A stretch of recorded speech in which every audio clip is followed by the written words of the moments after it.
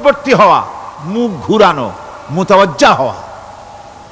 ওই যে হযরত ইব্রাহিম আলাইহিস সালাম বলেছিলেন, ইন্নী ওয়াজ্জাহতু ওয়াজহিয়া লিল্লাযী ফাতারাস সামাওয়াতি ওয়াল আরদ। জানেন আপনারা?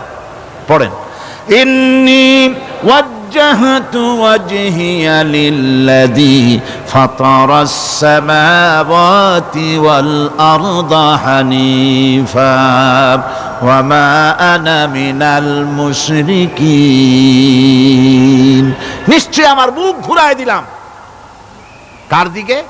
যিনি আকাশ এবং জমিনের স্রষ্টা, সব কিছুর মালিক যিনি, তার দিকে আমি মুতাওয়াজ্জা হলাম। নামাজের অর্থই হচ্ছে মুতাওয়াজ্জা হওয়া, মুখ ঘুরিয়ে দেওয়া, চেহারা ঘুরিয়ে দেওয়া।